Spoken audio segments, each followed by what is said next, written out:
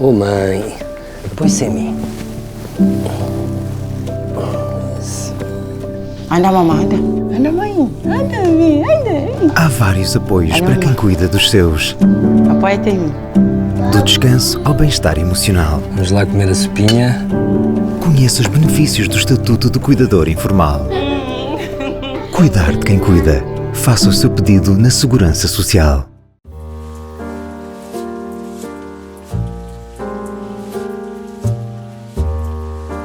Saudações amigas a todos aqueles que nos acompanham através da VMTV. Estamos convosco a partir do Seminário de Santiago, em pleno centro histórico da cidade de Braga, para levarmos até junto de cada um de vós uma agradável conversa com o Sr. Dom Jorge Ortiga, arcebispo de Braga, agora administrador apostólico da Diocese de Braga, e que no próximo domingo, dia 13 de fevereiro, passa o testemunho ao seu sucessor, o Sr. Dom José Cordeiro. Dom Jorge Ortiga nasceu a 5 de março de 1944 e foi ordenado presbítero em 9 de julho de 1967 em Lousado, Famalicão, tendo sido ordenado bispo em 3 de janeiro de 1988 por Dom Eurico Dias Nogueira, no Sameiro, em Braga, adotando como lema que todos sejam um. A 5 de julho de 1999 foi nomeado arcebispo de Braga, tomando posse a 18 de julho de 1999. Do vasto e extenso currículo de Dom Jorge Ortiga, apenas destacamos que foi presidente da Conferência Episcopal Portuguesa entre 2005 e 2011, tomando o testemunho de Dom José da Cruz Policarpo e passando o mesmo ao Sr. Dom Manuel Clemente. Comigo para fazer esta entrevista tenho o Dr. Carlos Aguiar Gomes, ilustre figura da nossa cidade de Braga, que melhor do que ninguém conhece o percurso do episcopado do Sr. Dom Jorge Ortiga. E a ele vou passar para que o Dr. Carlos Aguiar conduza, com muito gosto, esta entrevista ao Sr. Dom Jorge Ortiga. Ele, como já disse, é conhecedor do percurso episcopal do Sr. Dom Jorge Ortiga. Dr. Carlos Aguiar. Antes de saudar o Sr. Arcebispo, eu queria que o Fernando tirasse o ilustre, que de ilustre não tem nada.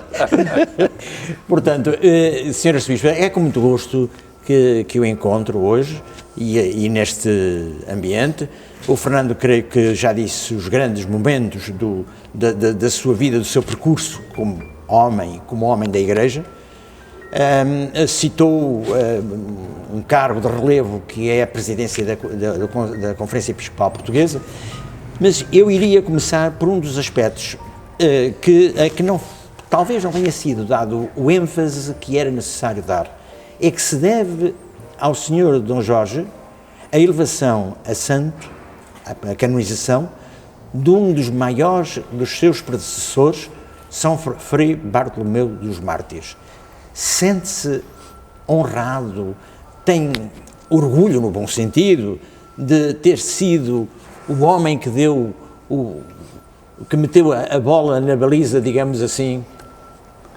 Ora bem, em primeiro lugar, permitam-me aqui saúde a cada pessoa, a cada um, conhecido ou desconhecido. Posso encontrar algum que esteja a seguir que seja conhecido, mas a grande maioria, porventura, será desconhecido, não é? De modo muito particular, há aqueles e aquelas que poderão estar a passar algum momento menos bom, não é? A nossa vida reserva-nos um pouco de tudo, não é? E, portanto, uma saudação. E a esses que possam estar a passar momentos mais difíceis, muita coragem, muita serenidade. E vale sempre a pena lutar, vale sempre a pena ter fé e vale sempre a pena recomeçar. Portanto, é também com muita alegria que me encontro aqui convosco para esta conversa, para dizermos alguma coisa daquilo que Deus foi realizando através da minha pessoa durante o meu ministério episcopal, não é? Estar a selecionar factos ou acontecimentos, realidades, não é fácil, não é? A referência, digamos, à canonização do São Bartolomeu dos Mártires, não é? Eu considero como uma graça por excelência que o Senhor Deus me concedeu, não é? Que está um bocadinho para além, digamos assim, dos meus merecimentos e vou acrescentar dos meus trabalhos, não é? Hoje, fazer com que uma pessoa seja declarada santa é como que uma aventura que dá muito trabalho, porque a Santa Sé não vai, e peço desculpa pela palavra, mas é aquela que me está a surgir, não vai em cantigas, não é? Tudo tem que ser muito bem estudado, pormenorizado, quer no estudo da santidade, quer na obra que realizou, quer depois nas graças que possam acontecer, como milagres que Deus concede por intermédio dessas pessoas, não é? O que é certo aconteceu durante o meu serviço episcopal, aconteceu uma dupla graça, eu diria que é uma dupla graça, não é? Porque em primeiro lugar foi a beatificação, e então aí tivemos de facto um milagre, foi a beatificação do Bartolomeu dos Mártires, né? E mais tarde a canonização do São Bartolomeu dos Mártires, né? Desse grande homem, desse apaixonado pela Igreja, né? Desse homem que eu admiro porque viveu num tempo idêntico ao nosso. Não sei se é fácil e se é oportuno comparar tempos com tempos, épocas com épocas. Cada época tem os seus problemas e as suas dificuldades. Quando às vezes pensamos que a vida hoje está mal e que isto não corre bem, a vida já esteve pior, não é? E o século do Bartolomeu dos Mártires, o século XVI, 1500 e qualquer coisa, foi um período muitíssimo complicado para a humanidade inteira, com muitas realidades negativas que afligiam, não apenas sob o ponto de vista religioso, mas também sobre a parte civil, não? Então este grande homem foi grande homem porque se empenhou verdadeiramente na causa, digamos, da humanidade, procurando fazer com que essa mesma humanidade se encontrasse com Deus, não é? Através de todo um conjunto de coisas que não sei se teremos tempo aqui para esmiuçar e para falar, não é? Mas também, e importa-me também sublinhar este assunto, não é? O empenho que ele teve na peste, no tempo enquanto estava como arcebispo de Braga, houve uma peste em Braga, não é? E há ainda uma cruz, ou o resto de uma cruz, que dizem que está no Museu Dom Diogo de Sousa, aqui em Braga, não é? Que foi colocada no célebre Parque de São João da Ponte, não é? Que é bom referi-lo como algo que é da Igreja, não é? Onde efetivamente o São Bartolomeu dos Mártires colocava essas pessoas com essa doença, com essa peste, afastadas, segregadas das outras, não é? Era proibido de andar por lá pelo meio dos doentes, mas ele era o primeiro a estar presente, a acompanhar, a consolar os doentes, a fazer tudo aquilo que era possível, não é? Portanto, olhar para o São Bartolomeu dos Mártires, não é? É pensar num homem que cuidou da vida dos padres, não é?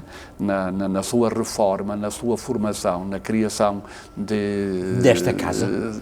Esta casa já estava quase construída quando ele chegou a Braga, não é?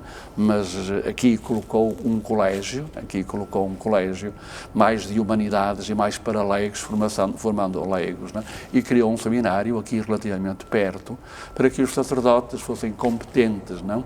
E não apenas amadores que faziam aquilo que aprendiam de qualquer maneira e sempre igual, de um modo muito repetitivo, não é? Mas procurando mostrar, digamos, o amor que Deus tinha pelas pessoas, não é? Depois, para além desta preocupação pelo seminário, desta preocupação, digamos, social, por esta atenção aos padres, não é? O modo e a preocupação que ele tinha pela catequese e pela formação das pessoas, não é? Que eu acho, digamos, impressionante nos dias de hoje, não é? Ver como é que ele, para além da pregação que fazia, fez um pequeno catecismo para resumir. Isto é um apelo que eu estou a fazer também às pessoas, não sei se me estão a entender, não é? Porque estou convencido que hoje nós necessitamos disto também, não é? De pegarem pequenos subsídios para nos instruirmos, não é?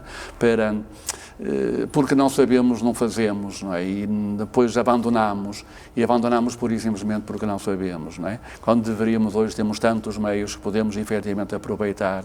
Ele não esteve naquela altura, mas serviu-se do pouco que tinha para poder efetivamente dar formação aos seus católicos, aos seus padres e aos seus católicos, não é? E assim revolucionou a Igreja, e foi por isso que foi um grande santo, não é? E foi um grande santo em vida, que depois tivemos a graça de poder ser canonizado pelo Papa atual Papa Francisco, se bem que a canonização depois aconteceu, digamos, aqui na nossa Sé Catedral em Braga, num dia solene, num dia que nós celebramos com muito encanto, que é o dia 18 de julho, não é? Que para mim é um dia feliz, não é? Que é o aniversário da minha tomada de posse como arcebispo de Braga. Eu tomei posse de arcebispo de Braga no dia 18 de julho de 99, não é? Exato. Portanto, são coincidências e, portanto, eu tenho cá por dentro uma certa... eu não sei como é que é dizer, uma certa Paixão? proximidade com o Bartolomeu dos Mártires, né? Por variedíssimas razões, e sei que ele me acompanha na vida do dia-a-dia, me acompanhou nas sugestões, nas ideias, e peço às pessoas que compreendam também a sua própria vida. Né? Para o Sr. Arcebispo, concretamente, quais são os grandes desafios que se põem à Igreja Universal, evidentemente, e à Igreja de Braga, no campo da ética, no campo espiritual, no campo social, económico, cultural, etc. Como é que problemas sentiu como Arcebispo Eu de acho Braga? que foi muito bom termos começado pela figura do São Bartolomeu dos Mártires, não é? Embora tivéssemos pegado num aspecto só da sua vida, porque para mim o São Bartolomeu dos Mártires é o reformador, não é? Ele vivendo aqui na extremidade... Nos confins do mundo? Nos confins do mundo, digamos, isolado. No Finisterra? Ele sentia também a crise da própria Igreja, não? E é bom que nós, os católicos, digamos assim, não tenhamos medo da palavra crise, até porque ela pode ser interpretada positivamente, não é? Segundo a interpretação dos gregos, a crise pode ser o princípio de um crescimento, digamos. E, portanto, aquele homem sentiu, digamos, a crise que a Igreja, porque a Igreja passava, não é? Viveu-a concretamente na sua arquidiocese de Braga, não é? E reconheceu que sozinho não poderia resolver e ser a solução para a crise, não é? Então é dos poucos, digamos assim, que decide aderir ao convite do Papa para a realização do Concílio de Trento. As tais 3 viagens, 3 sessões e por aí fora, não é? Porque sabia que efetivamente era preciso, e o Concílio de Trento teve inicialmente poucos bispos a refletir, não é? Pois o número foi crescendo, não é? E os documentos foram surgindo também, trazendo esta novidade, não é? E, portanto, hoje parece-me, digamos assim, que aquilo que nós devemos ter connosco, e aos católicos que me ouvem, eu diria com uma certa ênfase e uma grande amizade, não é? Era que pegássemos numa palavra de ordem do Papa Francisco, do Papa de hoje, digamos, onde ele diz que a Igreja precisa de uma reforma que é inadiável, não é? Portanto, não se trata apenas de reformas, uma reforma que é inadiável, não é?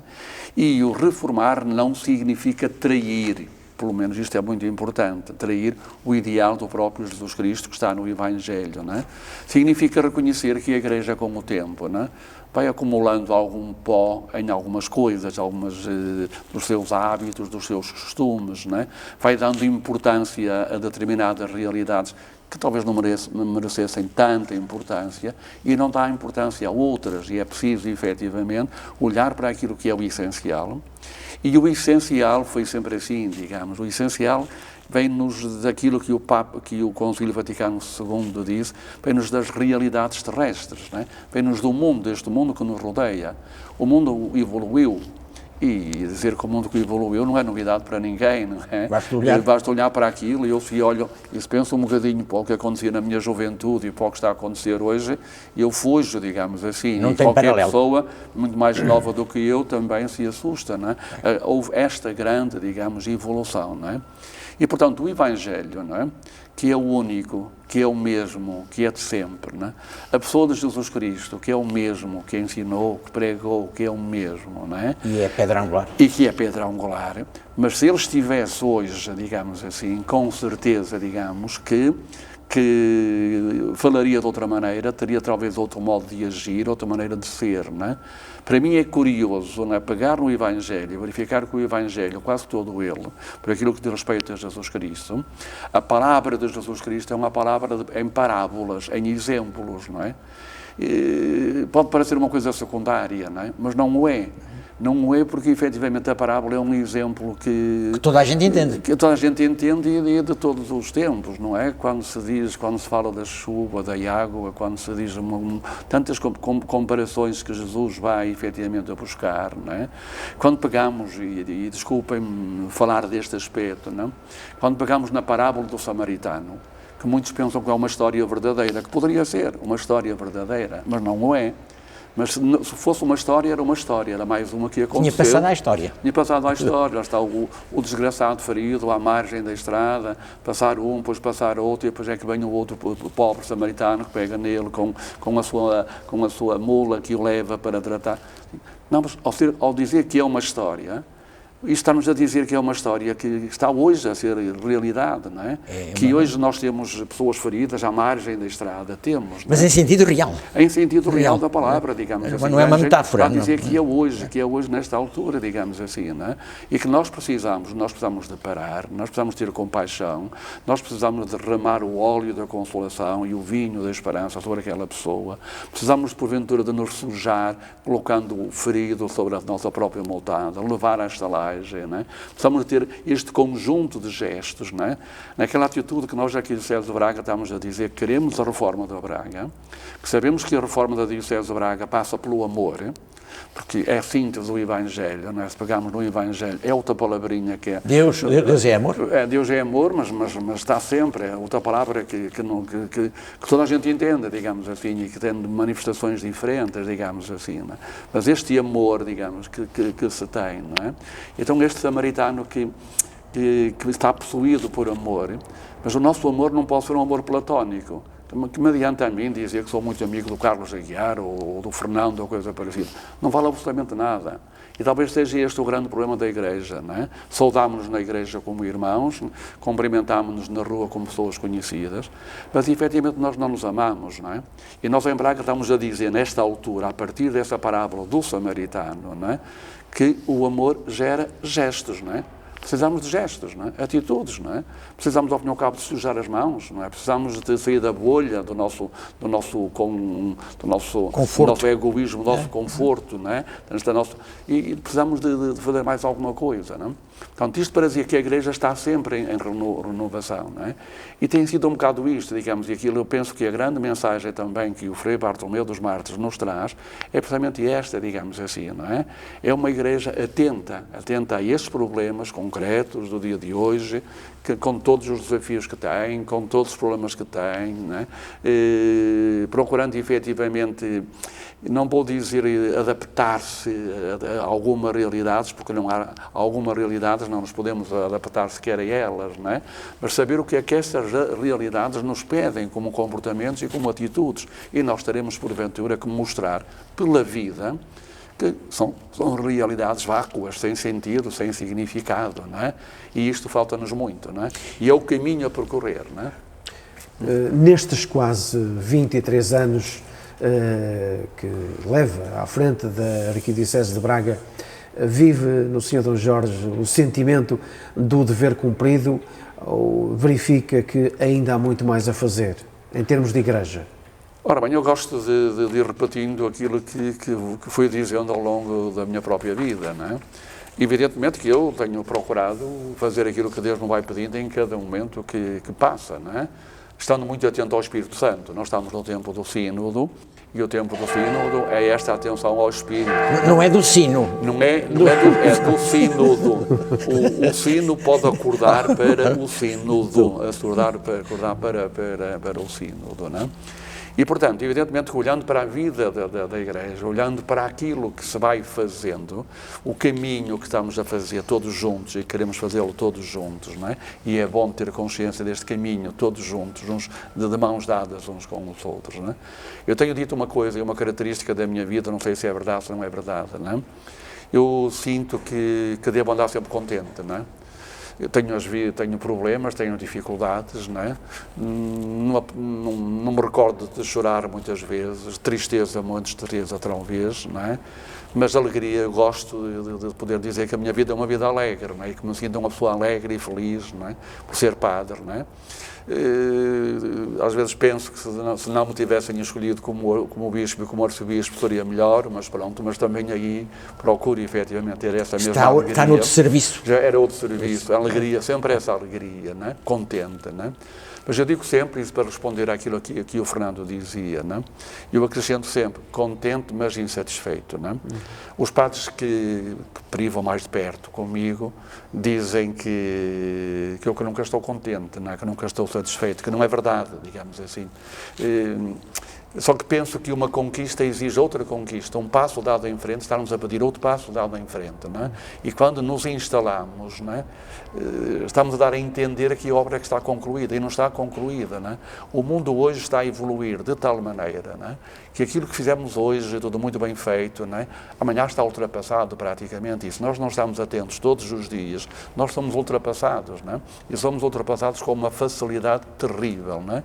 E é por isso que eu digo, com toda a sinceridade, respondendo, analisando a minha vida, contente por aquilo que foi feito, graças a Deus, não é? Se me perguntam se muitas outras coisas poderiam ser feitas, não tenho dúvida nenhuma, não é? Se me perguntam se eu começasse hoje, não iria também apostar noutras realidades, sem dúvida, mas uma coisa é certa, é contente, mas insatisfeito, isto é, ainda tenho esta insatisfação. O sempre querer mais e melhor, como diz o Sr. D. Jorge, denota que há uma boa cooperação entre a Igreja de Braga e o Estado, neste caso Câmara Municipal ou Câmaras Municipais de toda a Arquidiocese.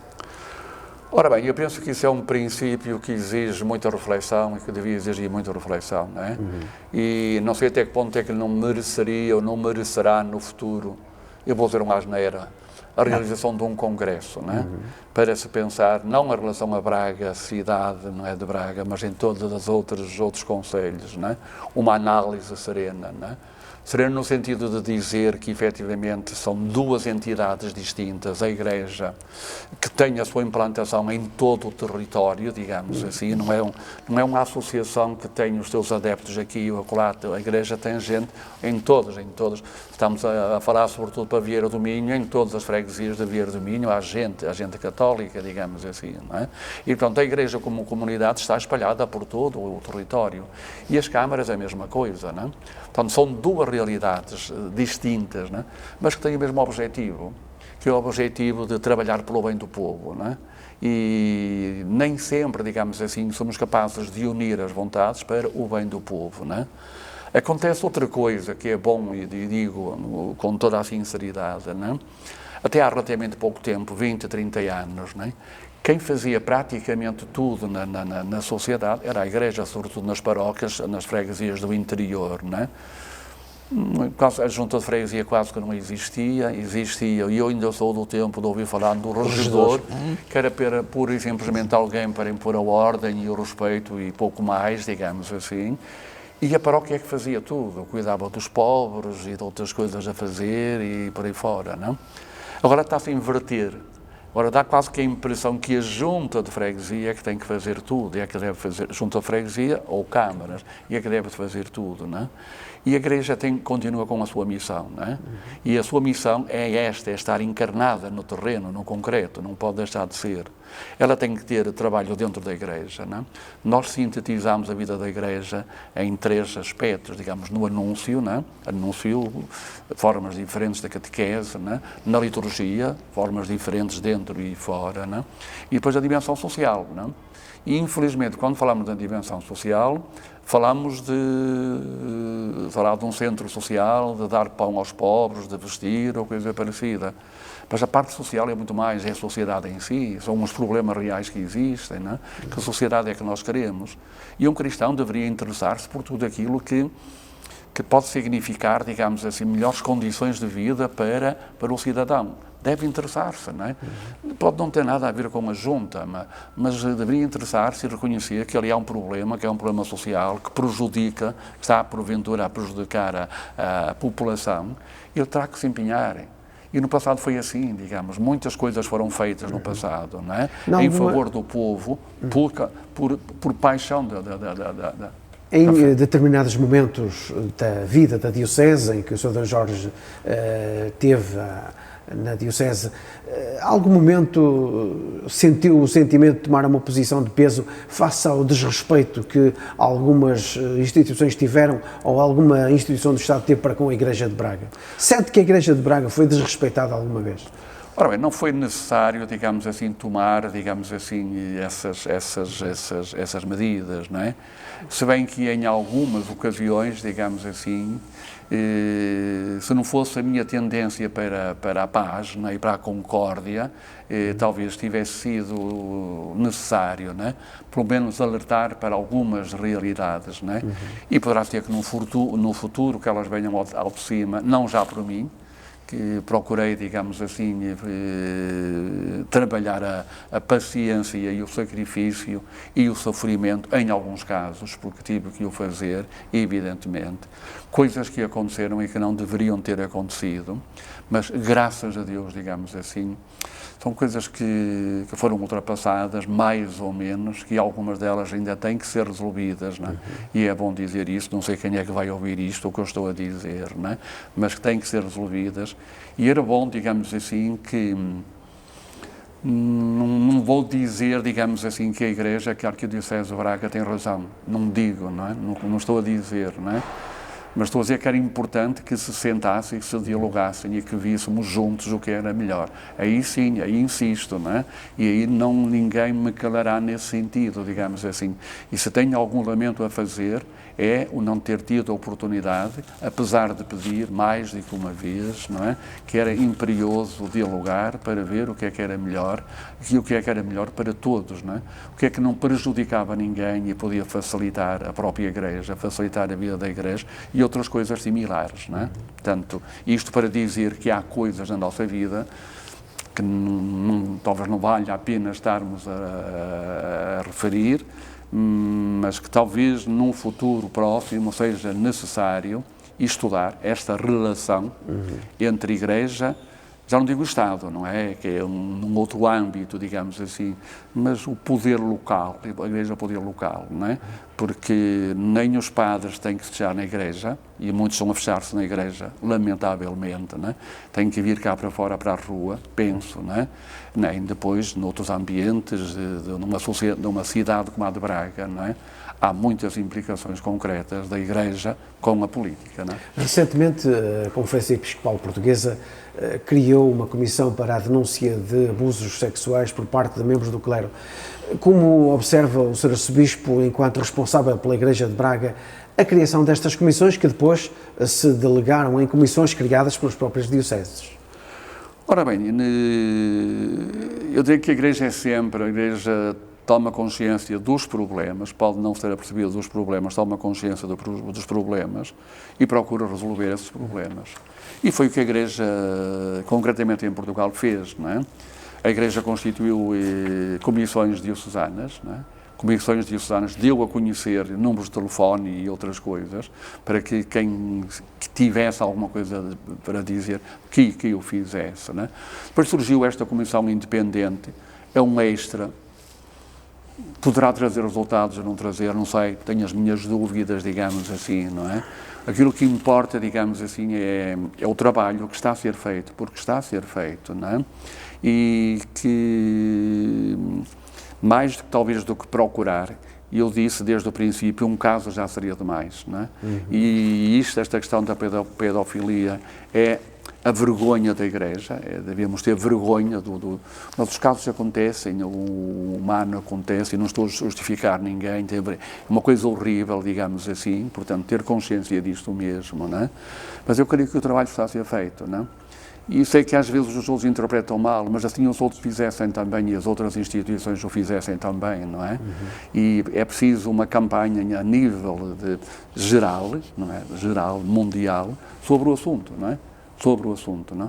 E não apenas a Igreja interessada e comprometida neste assunto. O Sr. Dom Jorge sempre foi um observador do governo do país, que muitas das homilias que o Sr. Dom Jorge proferiu, um dos alertas do Sr. Dom Jorge era o bem-estar social.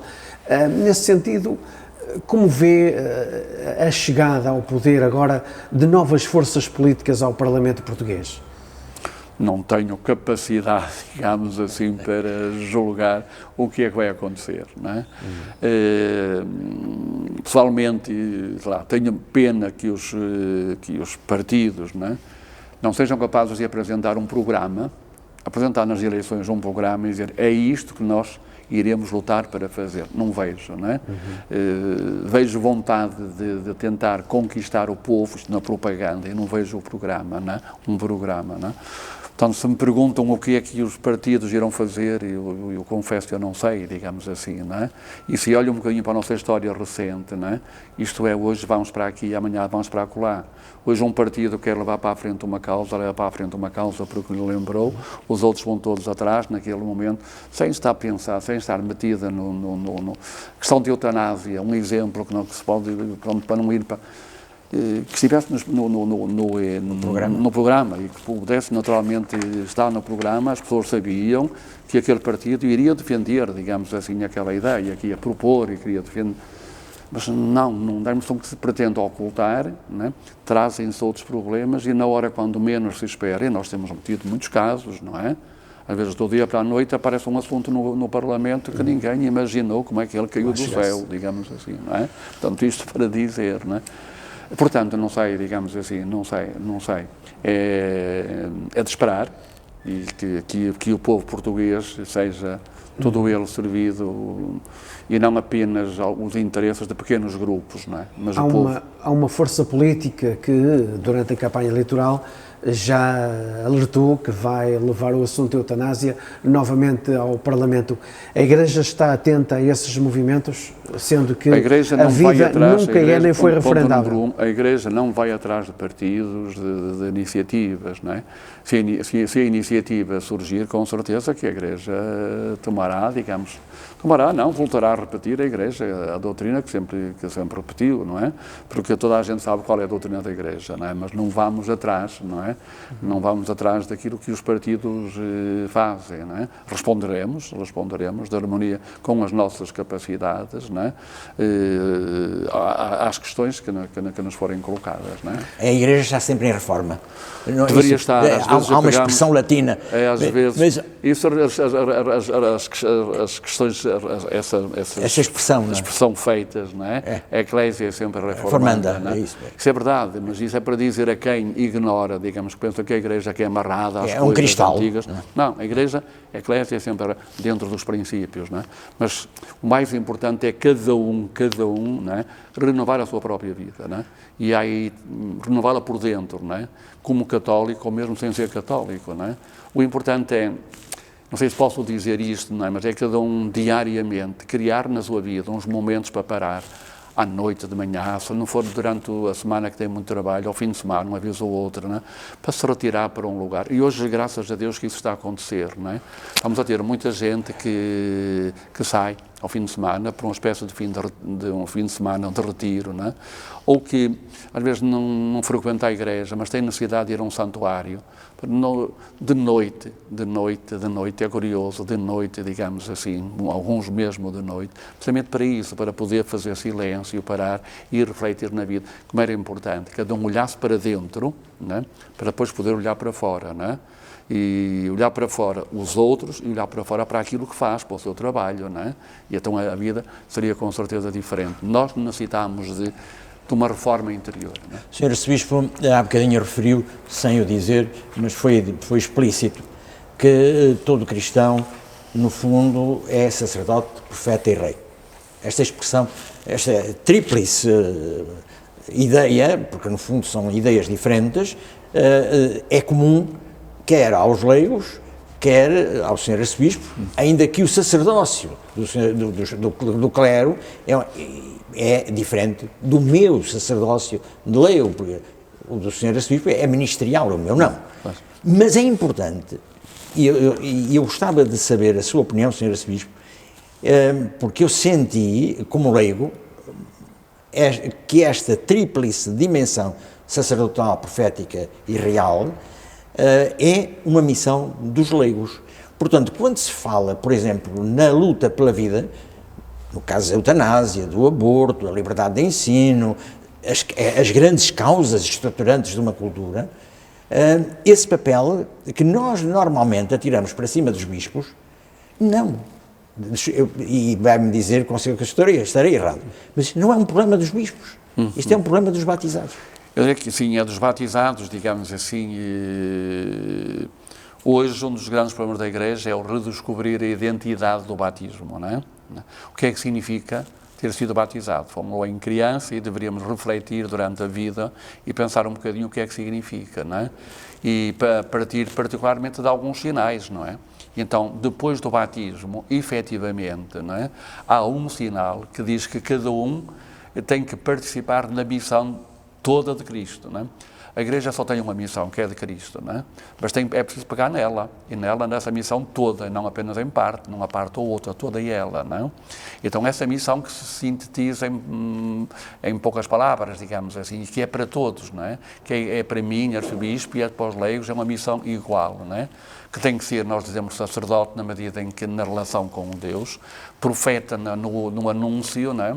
E rei no sentido de trabalhar. O rei serviço. Era aquele que coordenava a vida do bem-estar das pessoas, de organizar a sociedade e por aí fora. E isto é tarefa de todos, não é? Por igual, não é?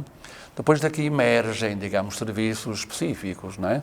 Emerge hoje o diaconado permanente, como uma vocação que muitos poderão, porventura, ter. Emerge o serviço do sacerdote, que já tem outras, e depois do bispo também, não é? Mas não quer dizer que o bispo seja mais importante do que o cristão, do que o leigo, não é? A importância é a mesma, digamos assim.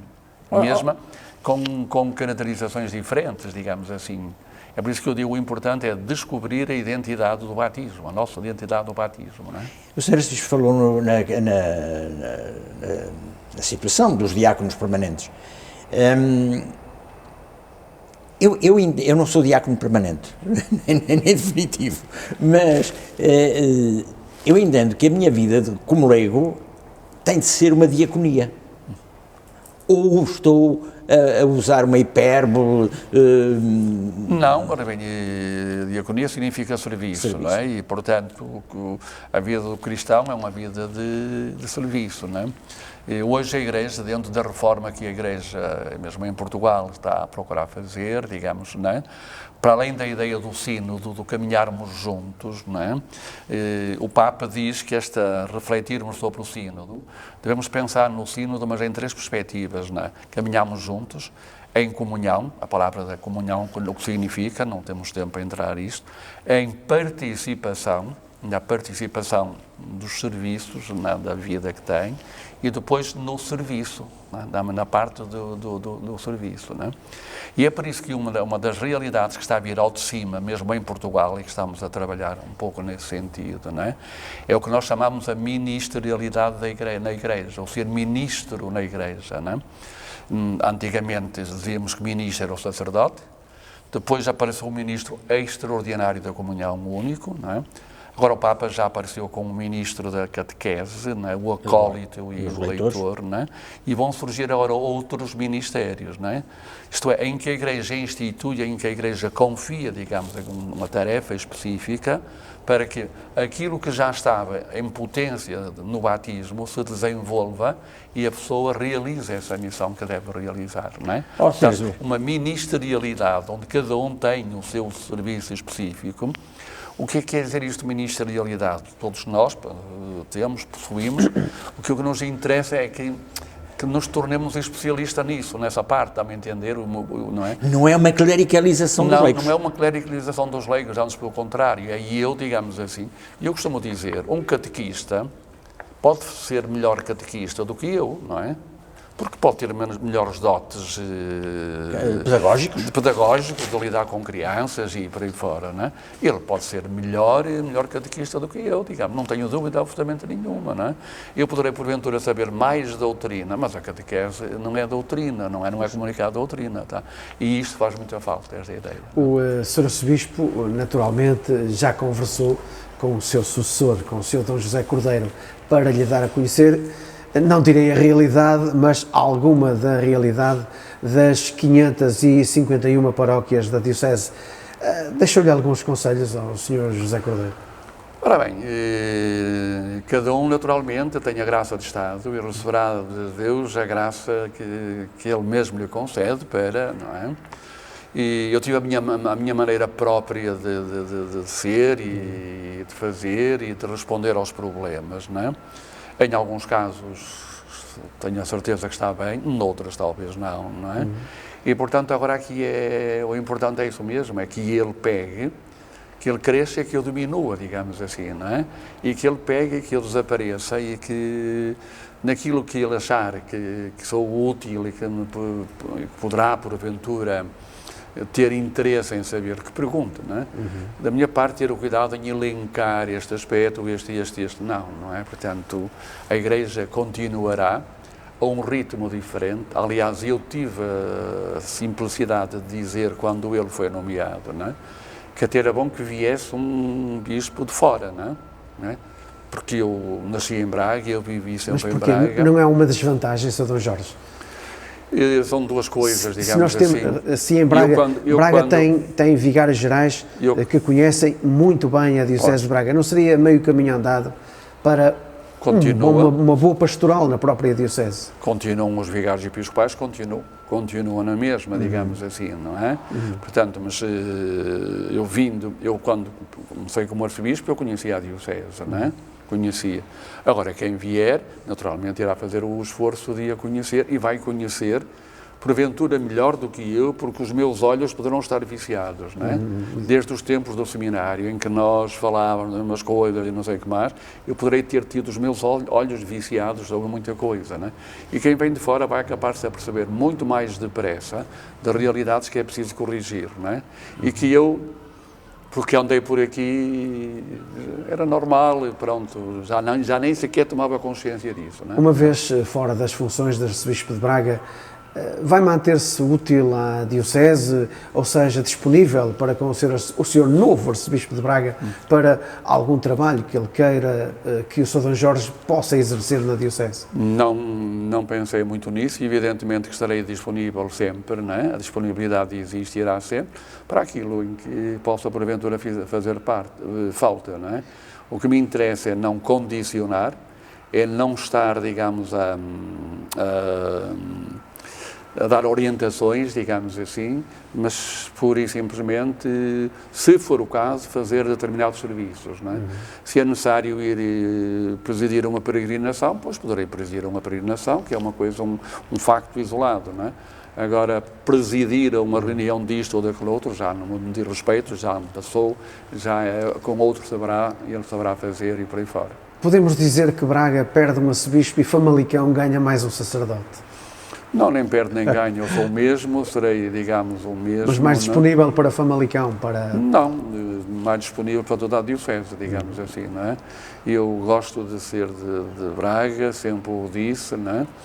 E em várias ocasiões tive que defender este meu orgulho de ser bracarense, digamos assim, porque quer queiramos que não, mesmo a minha igreja, Braga fica no fim do mundo, não é?